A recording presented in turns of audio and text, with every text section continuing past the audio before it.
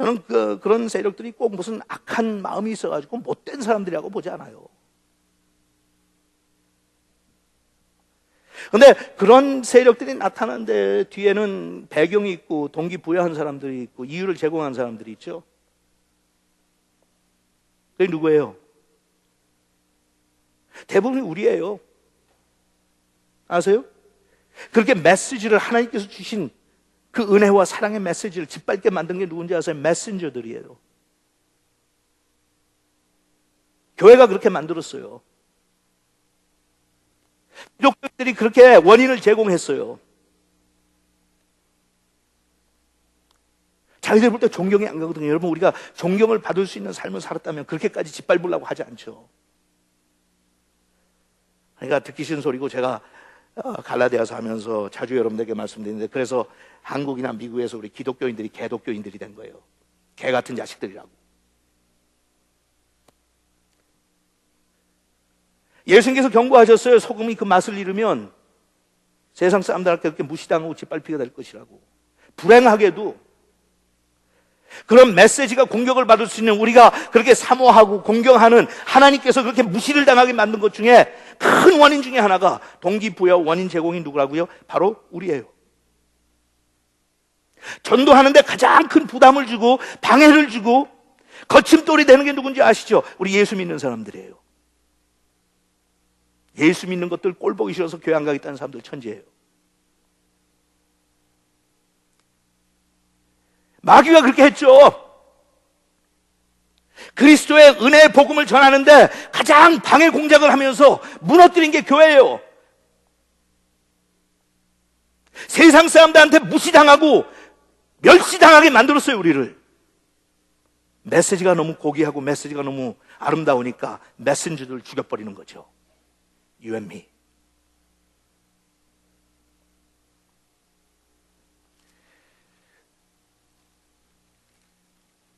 여러분, 우리한테는 지금 이 시대에 그런 사탄의 공격은 상당히 많은 부분 성공했어요. 그것을 다시 회복하는 데는 제가 생각할 때는 하루 이틀이 걸릴 게 아니라 수십 년, 수백 년이 걸릴지도 몰라요. 깨어진 교회의 신뢰를 다시 회복하는 거. 교회에 다시 한번 하나님의 영광이 회복되는 거.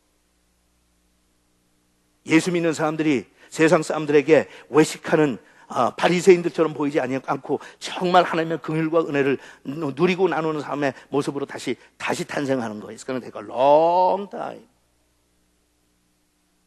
Long time.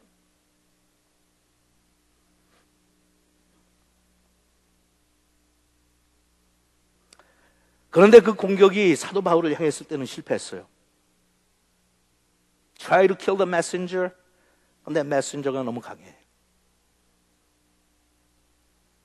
강한데 그것은 본인이 전하는 메시지나 전하는 방법이나 아니면 싸우는 형태 속에서 강한 게 아니라 사도 바울의 본인이 체험한 복음의 능력이 너무나도 강했어요. Can't deny it. 그걸 부인할 수가 없었어.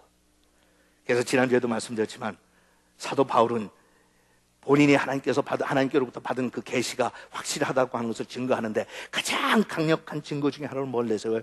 Look at me. Look at me.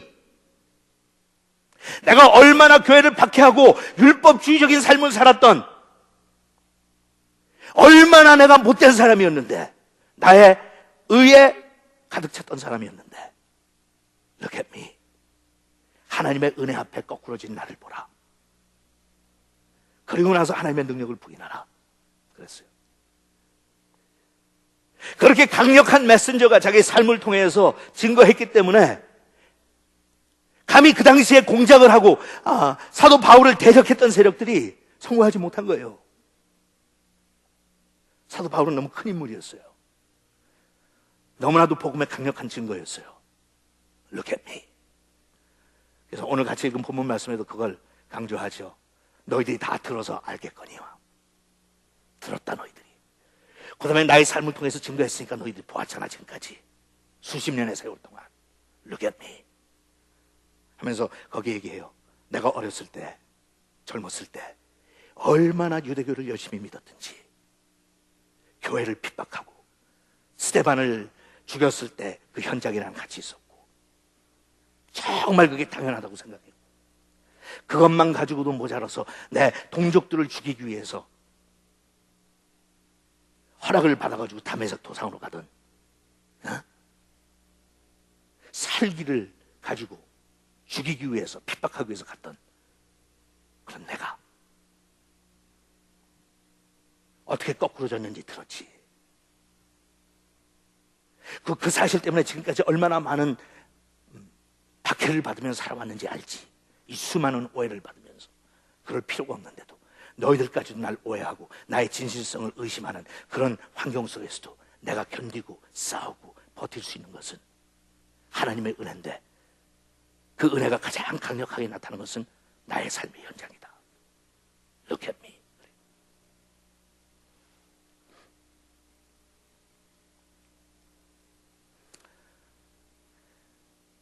여러분, 우리가 다 부족한 사람들이고 다 죄인이고요.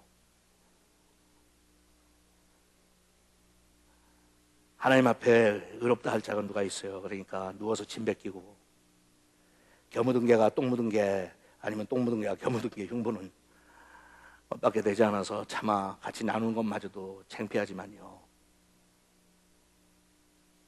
그렇게 기독교에 대해서 반감을 가지고 온라인과 오프라인에서 교회를 짓밟기 위해서 등장한 세력들이 주장하는 게 어떤 건지 아세요? 응? 지난 30년, 40년, 50년 동안 우리 교회가 잘못됐던 사실을 다 모아가지고 창피하게 그지없는 일들,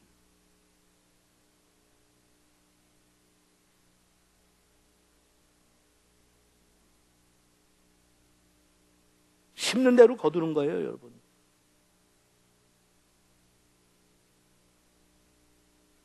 목사들의 타락한 그런 생활 모습들,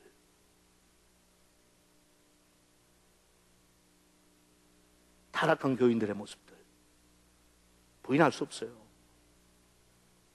사건들과 사실들을 다 꺼집어내서 그것을 근거로 대항하는데 우리가 어떻게 싸워요?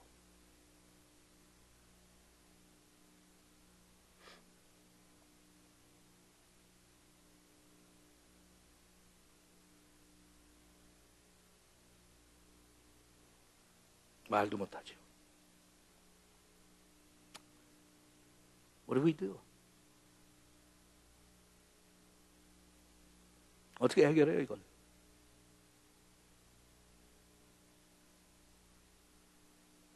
해결할 수 있는 방법은 유일한 방법 하나밖에 없어요. 그것은 갈라디아서를 통해서 사도 바울이 주장하는 복음을 통한 회심밖에 없어요. 정말 우리가 복음을 통해서 거듭나야 된다고요. 변해야 된다고요. 그러기 전에는 이 거침없이 흐르는 역사의 수레바퀴가 다시는 돌이킬 수 없습니다. 우리 문제였어요. 교회를 다니고 예수를 믿는다고 하면서도 변하지 않는 복음의 능력을 감추었던, 숨겼던, 메시지는 근사했는데 메신저들은 하나도 신뢰할 수 없는 모든 원인과 이유를 제공했던 우리들. 교회. 중세기에 타락했던 교회가 종교 개혁을 통해서 거듭나지 않으면 그 메시지는 영원히 메신저들과 함께 역사의 그늘 속에 숨겨질 수밖에 없었는데, 하나님께서 종교 개혁을 통해서 뒤집어 엎으셨던 것처럼 지금도 겉모습으로는 화려하기 짝이 없지만, 잘 나가는 것 같지만 속을 들여다보면 회칠한 무덤처럼 시체들밖에 없고 썩는 냄새밖에 나지 않는 교회를 향해서 하나님께서 다시 한번 개혁의 손길을 드시기 전에는 희망 없어요.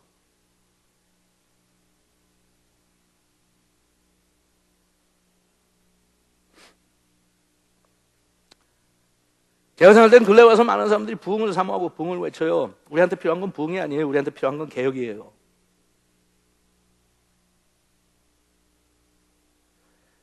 부흥은 타오르던 불길이 소멸